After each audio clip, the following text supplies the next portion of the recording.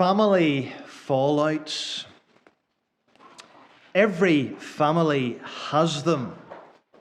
No matter how perfect everything may appear on the outside, no matter how calm and peaceable the individuals may appear to everyone else, it is surely inevitable. If you live in close quarters with other sinners, you will sooner or later experience fallout and conflict in your family. Very quickly, things can get very ugly. On top of that, if you've been blessed with children, you will know the added dynamic that brings of sibling rivalry, pushing and shoving, grabbing and pulling, hitting and hurting. And before you know it, as parents, you end up sounding exactly the same as your own parents when you were growing up. Stop that, or someone's going to get hurt. Would you sit at peace and keep your hands to yourself? If you don't stop fighting, I'm going to stop the car and separate the two of you. And I have to be honest, I grew up hearing those phrases, and now I find myself saying those phrases. But surely, in all seriousness, friends, whether it's minor sibling rivalry or major marriage rifts, every home is subject to this problem, this issue of falling out with each other. And maybe it's a very real issue in these days of lockdown. When parents are working from home, maybe they weren't before. But now you've children on top of that who are learning from home. The weather, utterly dismal. Everyone confined together under the same roof. There certainly isn't the same novelty value and factor as last year. Far less barbecues, that's for sure. Tensions running high. Patience wearing thin. Fallouts are a very, very real danger. And what can we learn then from the life of Abraham when it comes to family fallouts, family conflict? We left off last time at the start of chapter 13. Abram had made a disastrous decision to go down to Egypt. He's now returned to the promised land. He's returned to the altar he set up at Bethel. He's back to square one, back to basics. And he goes back to the place where grace first flowed into his life. It's a lovely illustration, actually, of going back to the cross and finding a fresh start at the cross. And so we have Abram, we have his wife Sarai. They have no children as yet. Abram has his nephew Lot with him, together with all of their livestock, all of their possessions, all of their farmhands, and their respective families. So it's a rather substantial group by now. We're told that both Abram and Lot are growing in their possessions. They're doing well in business terms. Verse 2, Abram was very rich in livestock, in silver and in gold. Verse 5, Lot also had flocks and herds and tents. Verse 6, their possessions were so great. They're doing very, very well. Remember, they've had the test of poverty. It wasn't that long ago before there was a famine in the land. And now it's a different test. Not so much a test of poverty, but a test of plenty. It's a test of plenty, and God does that, you know. He brings tests into our lives, and having more stuff doesn't guarantee having an easier life. We see that exactly here. And this is what provokes the conflict. This is what provokes the quarrel between Abram's workers and Lot's workers. It's described in verses 6 and 7. The land could not support both of them dwelling together. Their possessions were so great they could not dwell together. There was strife, conflict between Abram's men and Lot's men. A disagreement over the land. And this is what leads to the fallout. And as frequent as this is in the home, between families, surely, friends, this is something that is all too frequent in the church, between spiritual families. And I'm glad I'm not speaking about anything specific here this evening. But don't we know there can be quarrels, fallouts, conflict between brothers and sisters in the Lord? And so please notice a little phrase at the end of verse 7. At the end of verse 7, we have a phrase that tells us, at that time, the Canaanites and the Perizzites were dwelling in the land. Seems like a throwaway comment. But you know the Bible doesn't do throwaway comments, don't you? And is it not a reminder that the life of faith is always being lived out in the midst of a godless world? And there are people in the world looking on, and they can see the life of faith being lived out. They can see the people of God. And that's a challenge to us, isn't it? Whether in the home or whether in the church, we need to remember we're living the life of faith in the midst of a godless world. And the Canaanites and the Perizzites are in the land, and they're looking on. And the last thing we want is what Paul wrote to the Romans, Romans 2:24. The name of God is blasphemed among the Gentiles because of you. Because of you. That's the last thing we want. And for that reason alone, we want to ask the question this evening, how should we deal with conflict, with differences, with disagreements? How are we to deal with family fallouts? Well, let's look at this passage. We have three characters to look at in turn. We want to consider Abram, and then we want to look at Lot, and then we want to look at God as we close. So firstly, Abram's commendable efforts. Abram's commendable efforts. We see Abram doing a number of commendable things here in this event. I think for the first thing, he is the one who takes the initiative in trying to settle things. He makes the first move.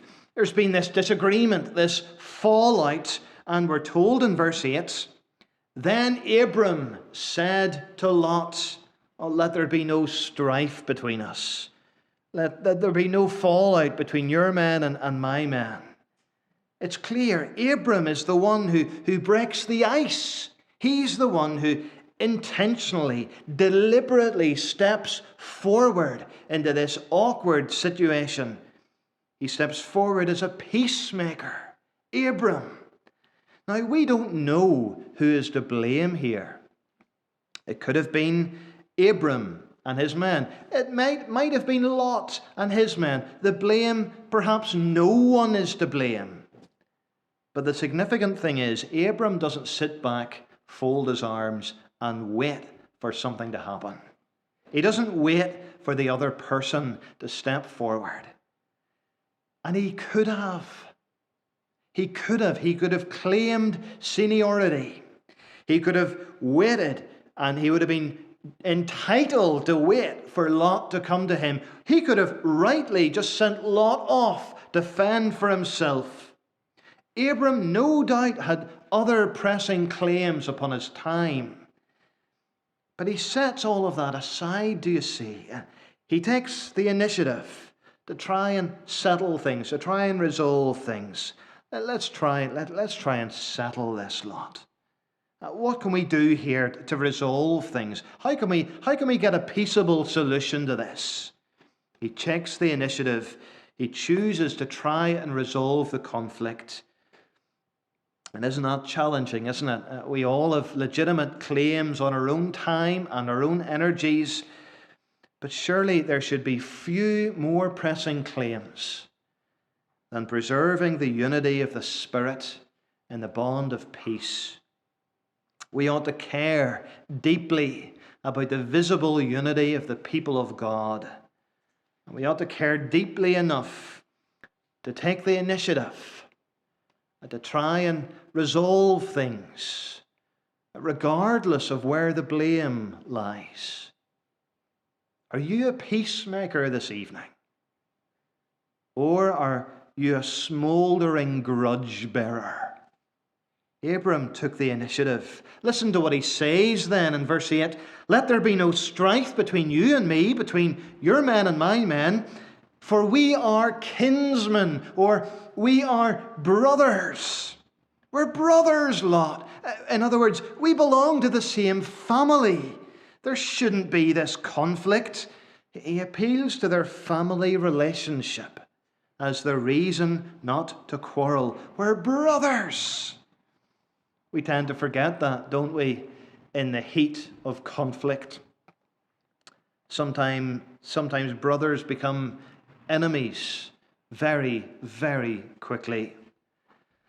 And I wonder how many of our problems, whether it's family life or church life, how many of our fallouts would be settled a bit quicker if we would just remember those words, we are brothers.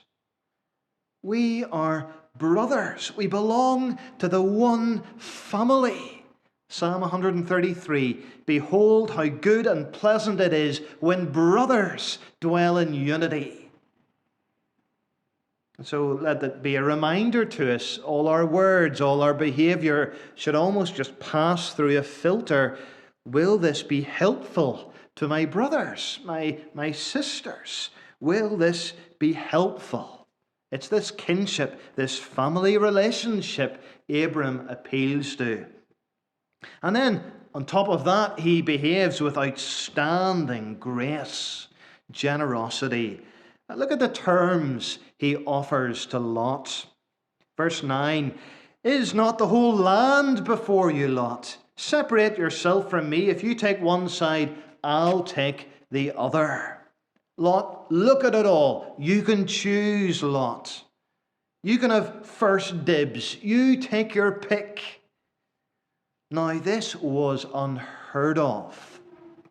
Abram, the senior man, the patriarch, top dog, Abram, he could have so easily just dictated the terms and no questions would have been asked. But no, he gives Lot the choice.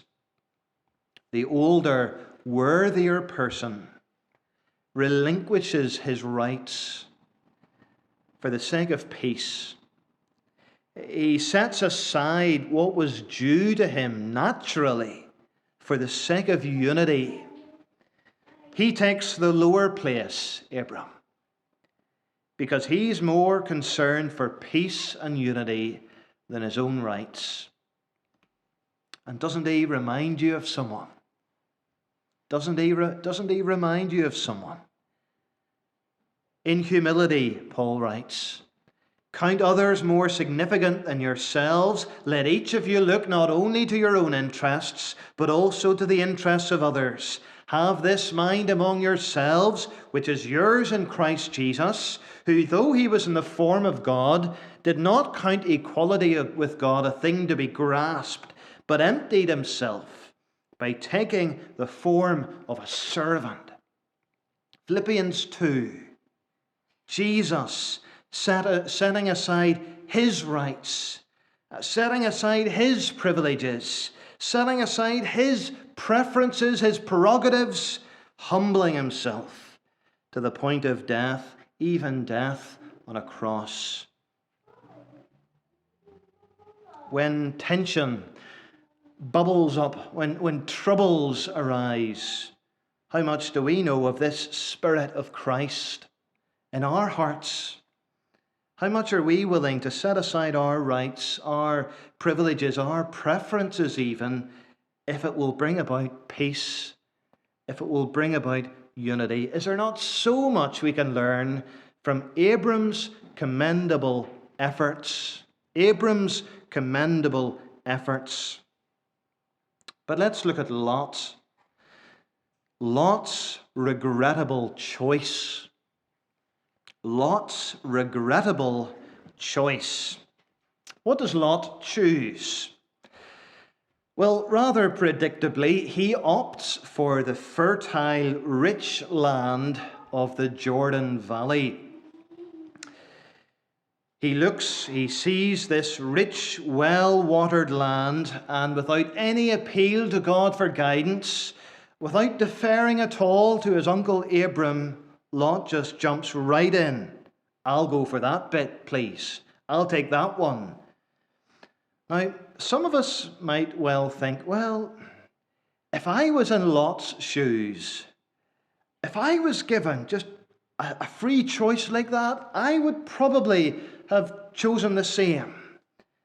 But we are told a few things about this choice, about this land in particular, that should ring a few alarm bells for us. For one, the land is described as being like the land of Egypt. It's like the land of Egypt. Now, Egypt, we remember from last week, it was the place of compromise, the place that God had just delivered Abram and Lot from. It appears Lot would have just been as happy to stay in Egypt. Notice too the words of verses 12 and 13. The references to Sodom here should be ringing massive alarm bells for us.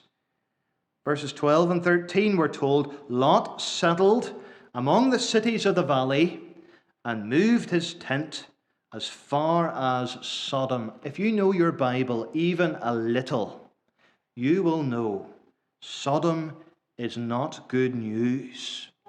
And what will end up happening to Sodom is a disaster that will fall upon them for their sin.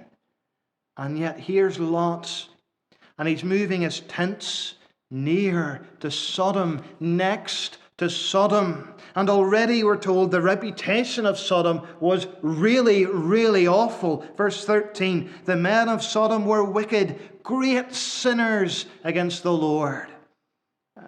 They were wicked, great sinners. They were worse than your Joe Bloggs and average Joe sinner. They were really, really bad. And Lot goes next to Sodom. And friends, it's not long. We're going to see as the pages turn, Lot gets caught in a spider's web. His life spins out of control. He moves here as far as Sodom. It's only one chapter later, chapter 14, we find him living in Sodom. He's actually moved into the city. By the time you get to chapter 19, he's sitting at the gateway of the city. He's got a position of leadership and power. He's spiraling deeper and deeper into things. He is given this choice. He looks and he sees only the advantages, none of the dangers. He sees only the perks, none of the perils. And is it not a warning? Is it not a warning to us, friends? So often, the way of the world, it seems to offer greener grass than the ways of God. So often. Satan, he always has this knack of offering an impression of ease and prosperity. The hook is always hidden behind attractive bait. And before we know it, we can get sucked in way over our heads. And surely Lot must have regretted to his dying day the decision he makes here in Genesis 13. This one choice led to tragic consequences. His wife, she would end up being turned into a pillar of salt. His own daughters would end up committing incest with him. And the offspring of those disgraceful nights would be the Moabites and the Ammonites, two of Israel's longest standing and greatest enemies. And it all began with this choice of Lot's to go and live near Sodom. Friends, what we choose, how we choose, matters. And as we thought this morning here in church, we need wisdom, don't we? We need wisdom to walk by faith, not by sight. Lot is only walking by sight here. We need wisdom that we might avoid making regrettable choices. Lot's regrettable choice. So Abram's commendable efforts, Lot's regrettable choice. And then thirdly, looking at the Lord now, God's reliable covenant. God's reliable covenant. So we've seen Lot lifting his eyes, choosing the land that looks best to him. He takes off for what he thought was the good life. He thought it was the good life. He leaves Abram in what is surely dusty Canaan at this point. There's just been a severe famine. How does Abram feel? We're not told. We're not told. How does he feel? Well, don't you imagine at this moment he could well be questioning if he's done the right thing. He sees Lot and his crew disappearing to the sunset, as it were, heading for the green grass. And Abram looks around, and maybe there's just dust and rocks, barren hills all around him, land that has been left overgrazed by his livestock and Lot's livestock. We don't know, but I could well imagine Abram questioning things, doubting God's promises at this point. And so we have God coming. God comes in verse 14. He speaks again to Abram. Now, Abram's life wasn't filled with God speaking to him. We sometimes get that impression. The Lord only spoke verbally to Abram 8 times in his life. 8 times. This is the 3rd instance where the Lord comes and speaks to Abram. And just as Lot lifted up his eyes and looked, God calls Abram to lift up his eyes. There's a parallel there. Lot lifted up his eyes in verse 10. Verse 14, God calls Abram, lift up your eyes and look. Look in every direction, Abram. For the land that you can see, as far as you can see it, it's going to be yours forever. And your offspring, Abram, are going to be as numerous as the dust of the earth. And God repeats his covenant promises to Abram. He actually expands on his covenant promises to Abram. These promises, they're even better than they were at the start of chapter 12. Earlier, God had just made reference to the land of Canaan. Now it's everywhere, to the north, south, east, and west. Earlier, it was just making Abram into a great nation. Now it's as numerous as the dust on the earth. It's a lovely reassurance to us, friends, of the reliability, the durability of God's covenant promises. Despite the trip to Egypt, despite the terrible mistake that was, God is faithful to keep covenant. Despite the family fallout and the family split, God is faithful to keep covenant. Despite Lot choosing the fertile, lush land, Abram getting the leftovers, God is faithful to keep covenant. And Abram is learning here, God is able to do what he promises. And he is able to do far more than Abram can even ask or imagine. And at the end of the chapter, we find Abram again building an altar and worshipping the Lord afresh. This chapter begins with Abram at an altar, and it ends with Abram at an altar. And it could well be, friends, just as God said to Abram, lift up your eyes and look, see the blessing of the covenant, maybe he's saying to some of us this evening, lift up your eyes. Lift up your eyes from the dust and the dirt.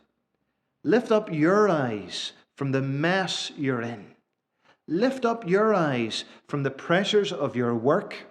Lift up your eyes from the troubles of this world. Lift up your eyes and see God's reliable covenant promises. God's reliable covenant promises. And to those of us who have made regrettable choices ourselves, but we're still standing by the grace of God, he says, lift up your eyes to the God of the covenant. To those of us who have seen children grow up and maybe stray and wander and maybe just reject God altogether, we're told this evening, lift up your eyes and see the God of the covenant. To those of us who we maybe find ourselves, maybe right now, in the middle of a family fallout, and it might be our own families at home, but it might also, it might in turn be fallout in church family. God says to us this evening, lift up your eyes. Lift up your eyes and see the God of the covenant. Lift up your eyes and see the Son of God, who set aside his rights, who set aside his privileges for the sake of peace and unity. Lift up your eyes and see he who promised is faithful. And then worship. Worship at the altar. Worship at the place of forgiveness and redemption. Worship at the place where fresh starts are possible. Amen.